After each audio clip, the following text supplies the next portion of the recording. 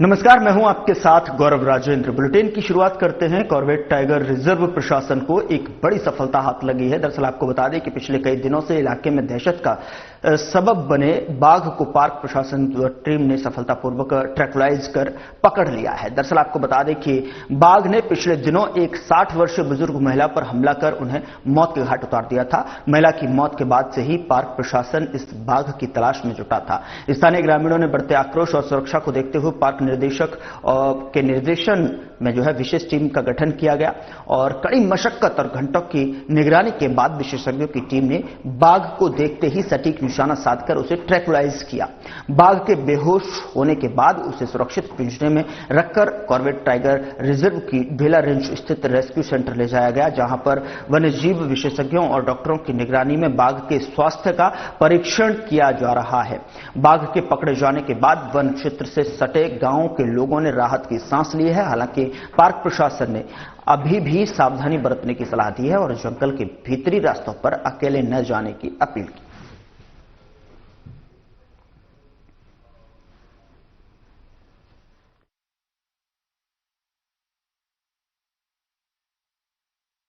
सावलदी जो गांव है ढेला क्षेत्र में, वहां पर हमारी टीम लगातार मॉनिटरिंग कर रही थी और डॉक्टर साहब वहां पे बैठे थे ट्रैंकुलाइज करने के लिए, चीफ एल वार्डन की परमिशन के तहत।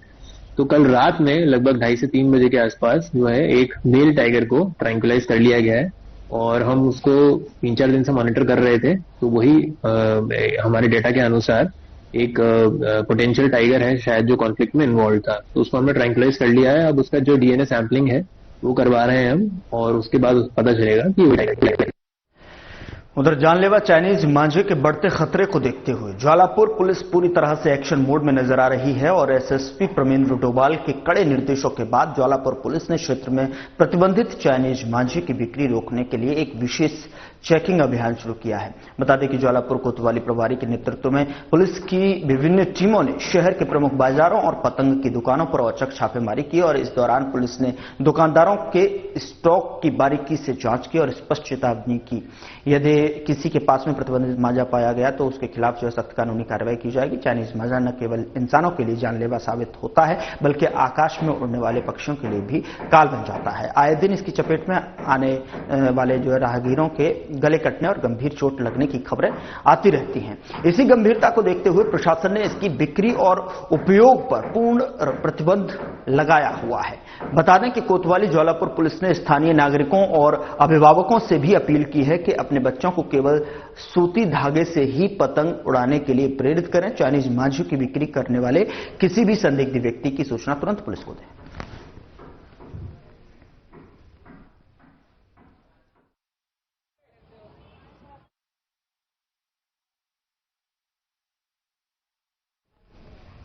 उधर पुलिस के नोटिस का मजाक बनाना संदिग्ध को भारी पड़ गया। दरअसल आपको बता दें कि पुलिस ने संदिग्ध के खिलाफ एक एफआईआर दर्ज कर उचित कानूनी कार्रवाई की। मामले की जानकारी देते हुए Nainital SSP doctor Manjunath TC ने बताया कि हाल ही में एक घटना हुई जिसमें पुलिस ने एक वादी की तहरीर पर मुकदमा पंजीकृत किया था। इसमें एक बड़ा ही संगीन डेवलपमेंट हुआ है। उस मुकदमे की आरोपी को जब नोटिस दिया गया तो वह शांतिपूर्ण तरीके से पुलिस के समक्ष उपस्थित होकर कार्यवाही में सहयोग करें।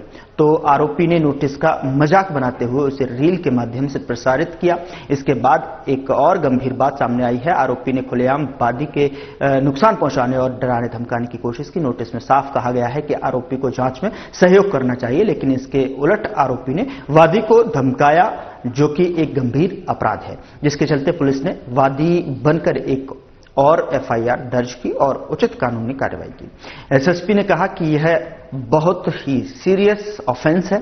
जब आरोपियों को जांच में शामिल होना होता है तो उन्हें इस तरह की गतिविधियां नहीं करनी चाहिए।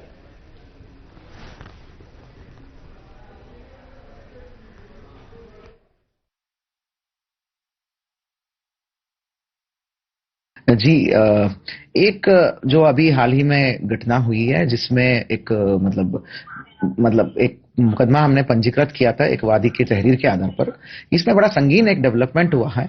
जो उस मुकदमे का अभियुक्त है उसको 35 BNSS के अंतर्गत जब नोटिस दिया गया था कि शांतिपूर्ण तरीके से आकर विवेचक के समक्ष उपस्थित होकर विवेचना में सहयोग करे और विवेचना में प्रतिभाग करे, ऐसा 35 BNSS के अंतर्गत नोटिस दिया था। उस नोटिस का भी मजाक बनाते हुए उसको रील के माध्यम से सब जगह प्रसारित किया गया है। और उसके बाद और भी संगीन एक घटना सामने आई है कि मुकदमे का अभियुक्त द्वारा खुलेआम धड़ल्ले से बोला जा रहा था कि वादी को नुकसान पहुंचाने का और वादी को जो है धमकाने का और देख लेने का और विभिन्न भाषा यूज करके वादी को ही डराने धमकाने का एक कृत्य किया गया, जो कि 35 BNSS का नोटिस साफ कहता है कि आप अभियुक्त है उस मुकदमे की और आपको शांतिपूर्ण तरीके से आईओ के समक्ष उपस्थित होकर आपको सहयोग देना था। तो ये करने के बजाय जो है अभियुक्त जो वादी को खुलेआम धमकाना एक बहुत संगीन अपराध होता है। उसी के तहत नियमानुसार जो है एक और FIR दर्ज करानी पड़ी पुलिस को वादी बन के। तो इस तरह नियमानुसार जो है हमने कार्रवाई किया है। ये बहुत सीरियस ऑफेंस है। इस प्रकार अभियुक्त जब पार्टिसिपेट करना होता है तो they should not do this kind of things. उधर सड़क दुर्घटनाओं को रोकने और ट्रैफिक नियमों का पालन कराने के लिए परिवहन विभाग लगातार नए नए प्रयास करने में लगा हुआ है। बता दें कि विभागीय अधिकारियों ने जो नया कदम उठाया है वह एक भावात्मक कार्रवाई है, जिसके तहत स्कूलों में कार्रवाई कराने को लेकर जो है कला चित्रकला के माध्यम से, जिसमें ट्रैफिक नियमों के उल्लंघन से होने वाले नुकसान और सड़क दुर्घटनाओं की भावनात्मक तस्वीर लोगों को अपनी ओर आकर्षित करेगी। दिलचस्प यह रहेगा कि चित्रों में संबंधित स्कूल और छात्र का नाम भी अंकित होगा, जिससे छात्र भी जो है मोटिवेट होंगे। और ARTO प्रवर्तन रश्मि पंत का मानना है कि भावनात्मक कार्रवाई जरूर रंग लाएगी और लोग ट्रैफिक नियमों का पालन कर सड़क दुर्घटनाओं से बचेंगे। चित्रों में छात्रों ने इस प्रकार की कला का प्रदर्शन किया जिसे देखकर हर कोई जो है ट्रैफिक नियमों को जो है पालन करने की कोशिश करेगा। उन्होंने बताया कि 31 जनवरी तक सड़क सुरक्षा माह चल रहा है, जिसके तहत चालकों को ट्रैफिक नियमों का पालन करने के लिए प्रेरित किया जा रहा है। उन्होंने लोगों से ट्रैफिक नियमों का पालन करने की अपील की है।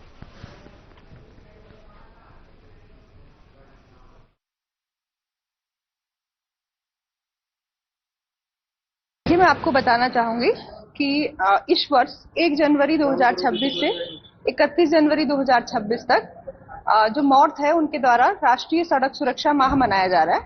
तो इसी क्रम में हमने प्रतिदिन हम लोग ऋषिकेश उपसंभाग में भी सड़क सुरक्षा से संबंधित कार्यक्रम करवा रहे हैं। तो इस कड़ी में हमने इस बार ये सोचा है कि हम पूरे वर्ष भर जिन स्कूलों में प्रतियोगिताएं कराते हैं, बच्चों से पेंटिंग्स वगैरह उनका वर्क कलेक्ट करते हैं, उनको हम शहर के जो अलग अलग लोकेशन है वहां पर डिस्प्ले करेंगे, ताकि जो छात्र हैं उनको एक वो मिले, रिकॉग्निशन मिले।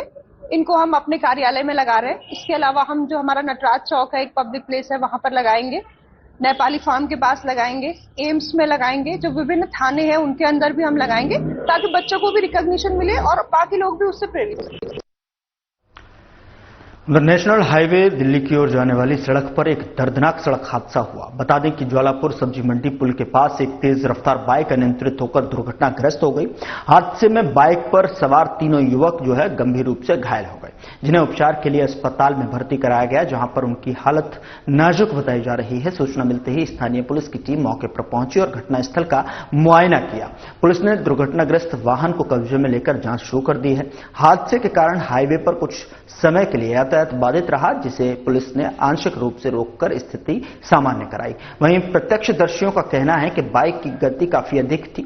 ज्वालापुर सब्जी मंडी में पुल के समीप अचानक चालक का संतुलन बिगड़ गया और बाइक सड़क पर बुरी तरह से फिसल गई।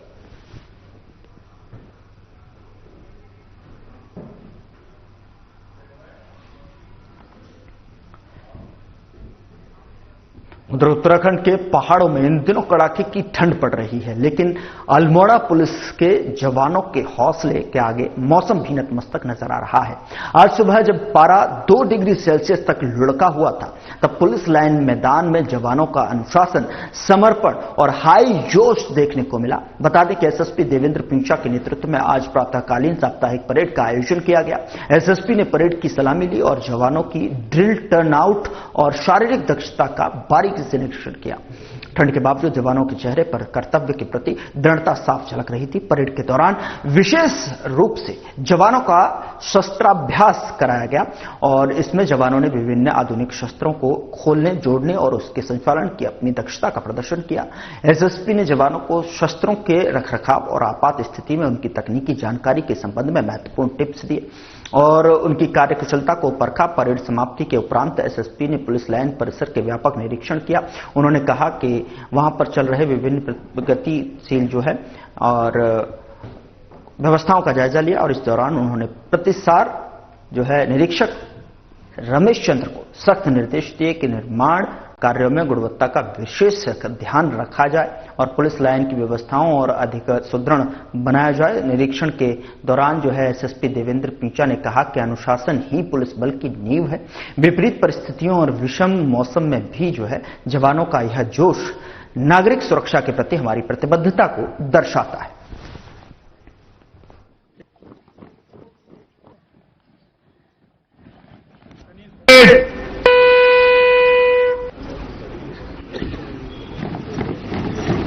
एक तो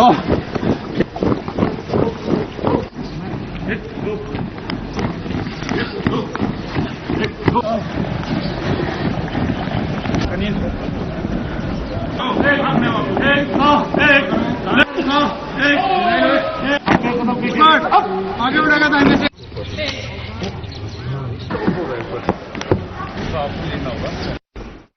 यहां रुक रहे एक छोटे से ब्रेक के लिए। ब्रेक के उस पार खबरों का सिलसिला लगातार जारी है।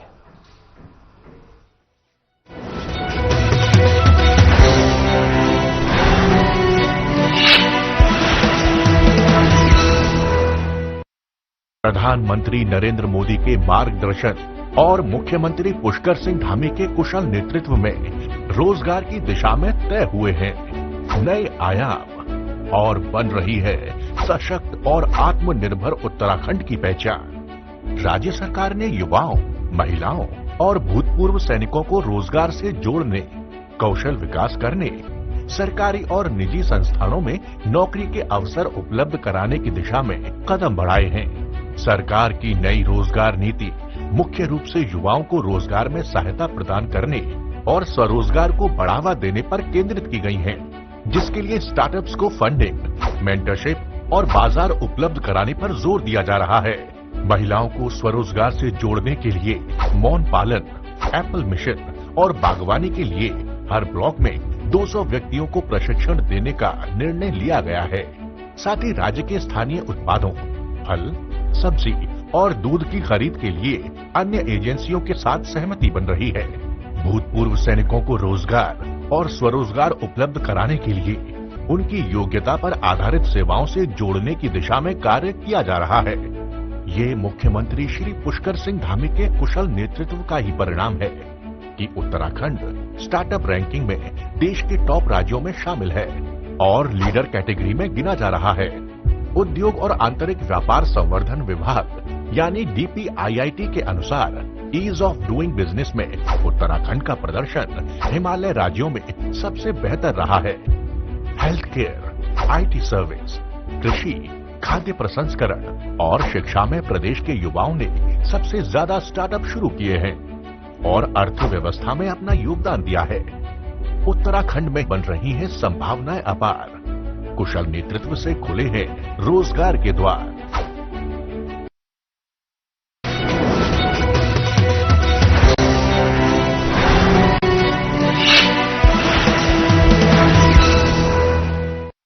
ब्रेक के बाद स्वागत है आपका। खबरों में आगे बढ़ते हैं। हरिद्वार के रोड़ी बेलवाला क्षेत्र में एक रोंगटे खड़े कर देने वाली घटना सामने आई है, जहां पर पार्किंग शुल्क को लेकर हुए मामूली विवाद में इतना तूल पकड़ा कि हरियाणा से आए 2 पर्यटकों ने पार्किंग मैनेजर के ऊपर कार चढ़ा दी। इस हादसे में मैनेजर की इलाज के दौरान दर्दनाक मौत हो गई। बता दें कि हरियाणा के सोनीपत निवासी विशाल और सूरज अपनी कार से हरिद्वार दर्शन के लिए आए थे। उन्होंने अपनी गाड़ी रोड़ी वेलवाला स्थित पार्किंग में खड़ी की थी। जब वे दर्शन कर लौटे तो पार्किंग कर्मचारियों ने उनसे निर्धारित शुल्क मांगा। इसी बात को लेकर पर्यटकों और कर्मचारियों के बीच में तीखी बहस शुरू हो गई। विवाद इतना बढ़ गया कि आरोपियों ने पार्किंग शुल्क देने से साफ इनकार कर दिया और जबरन कार भगाने की कोशिश की और इस दौरान उन्होंने पार्किंग का बैरियर तोड़ दिया।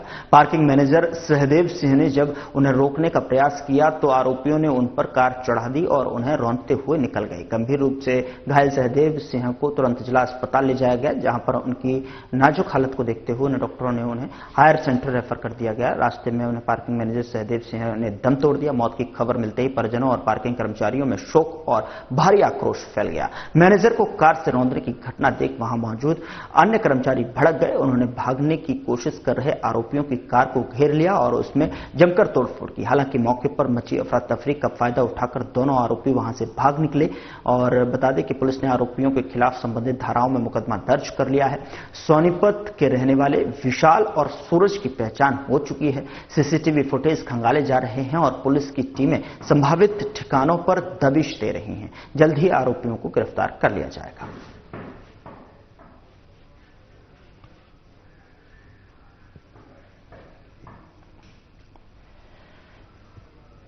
अगर आप अपनी बुलेट मोटरसाइकिल से पटाखे फोड़कर सड़कों पर टशन दिखाने की कोशिश कर रहे हैं तो सावधान हो जाइए।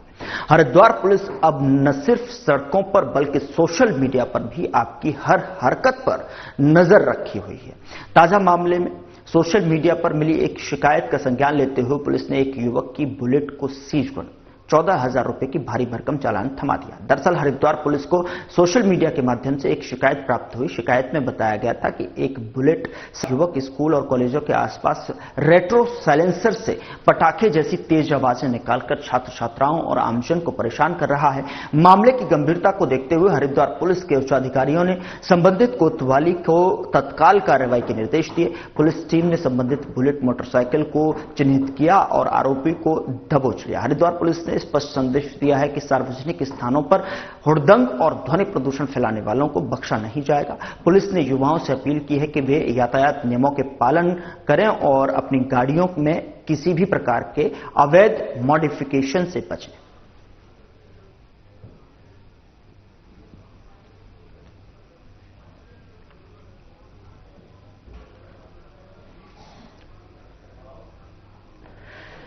उधर अल्मोड़ा के चौगानपाटा क्षेत्र में आयोजित एक जनसभा के दौरान विवादित भाषा का प्रयोग करना एक महिला को भारी पड़ गया। स्थानीय निवासी वैभव जोशी की शिकायत पर अल्मोड़ा पुलिस ने मामले की गंभीरता को देखते हुए सुसंगत धाराओं में अभियोग पंजीकृत कर लिया है।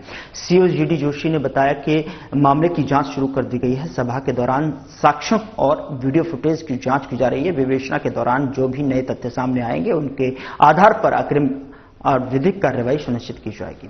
उन्होंने कहा कि कानून व्यवस्था और सामाजिक सद्भाव बिगाड़ने वाले किसी भी कृत्य को बर्दाश्त नहीं किया जाएगा। मामले की निष्पक्ष जांच जारी है।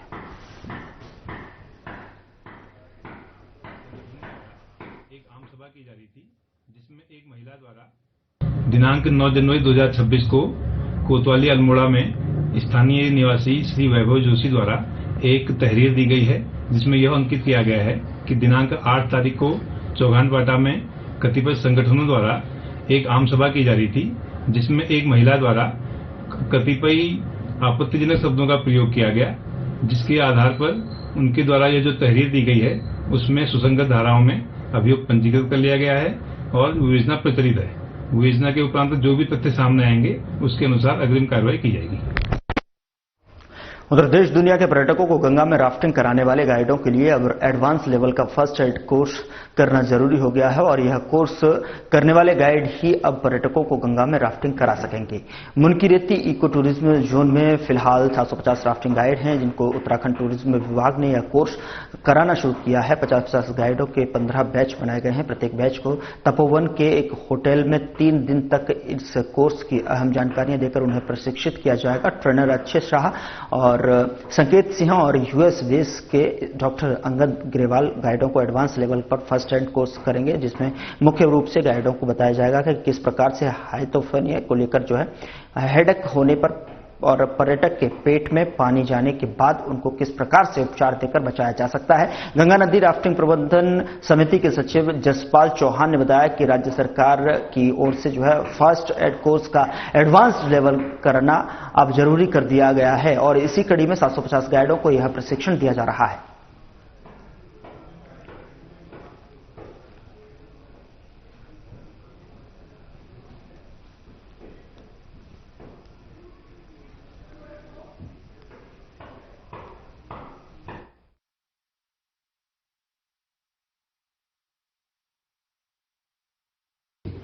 जी राफ्टिंग प्रबंधन समिति एवं हनीफेल सेंटर मसूरी के संयुक्त तत्वाधान में जितने भी हमारे रिवर गाइड हैं जो कि उत्तराखंड में कार्यरत हैं, उन सबके लिए एक 3 दिवसीय वाइल्डरनेस फर्स्ट एड कोर्स का आयोजन किया जा रहा है, जिसमें प्रत्येक बैच में 50 प्रतिभागी प्रतिभाग करेंगे।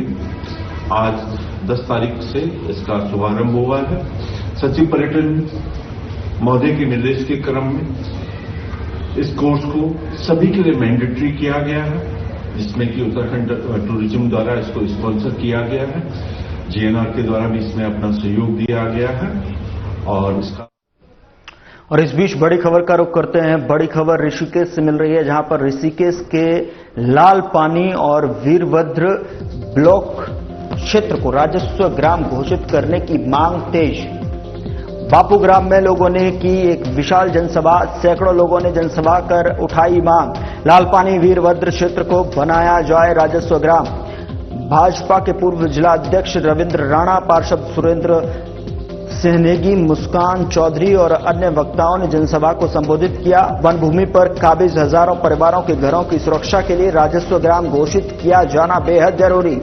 शहर में हजारों लोग जल्द निकालेंगे विशाल रैली, 50,000 लोगों को शामिल कराने की जा रही तैयारी। राज्य सरकार पर दोनों क्षेत्रों को राजस्व ग्राम घोषित करने के लिए बनाया जाएगा दबाव।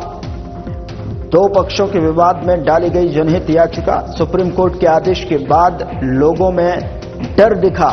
लाल पानी और वीरभद्र ब्लॉक में 80,000 लोग अपने घरों को खोने की आशंका से भयभीत। सभी निवासियों की नजरें सरकार पर टिकी।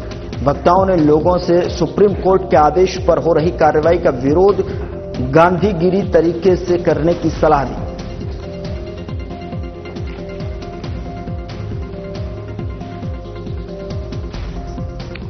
खबरों में आगे बढ़ते हैं। जनपद में बढ़ते अपराधों पर लगाम लगाने और सुरक्षा व्यवस्थाओं को चाक चौबंद करने के लिए वरिष्ठ पुलिस अधीक्षक के कड़े निर्देशों के बाद में रानीपुर पुलिस एक्शन मोड में नजर आ रही है। रविवार को घने कोहरे और कड़ाके की ठंड की परवाह न करते हुए कोतवाली रानीपुर पुलिस ने थाना क्षेत्र के विभिन्न इलाकों में सघन सत्यापन अभियान चलाया। सुबह से ही घनी धुंध के बावजूद रानीपुर पुलिस की अलग अलग टीमें सलेमपुर, महमूद और विष्णुलोक कॉलोनी में पहुंची और इस अभियान का मुख्य उद्देश्य बाहरी व्यक्तियों और किराएदारों, घरेलू नौकरों, कवड़ियों और होटल ढाबों की काम करने वाले लोगों को डेटाबेस तैयार करना और संदिग्धों की पहचान करना। पुलिस ने घर घर जाकर किराएदारों के दस्तावेजों की जांच की और अभियान के दौरान जो पुलिस ने पाया कि कई मकान मालिकों ने सुरक्षा नियमों की ताक पर रखकर बिना सत्यापन के बाहरी व्यक्तियों को शरण दी हुई थी।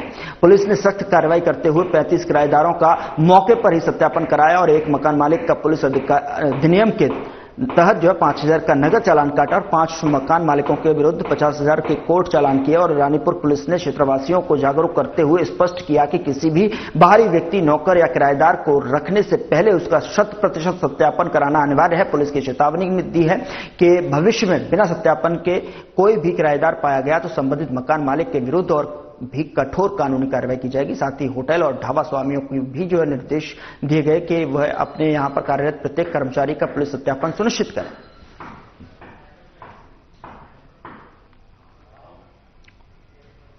फिलहाल बुलेटिन में इतना ही। नमस्कार।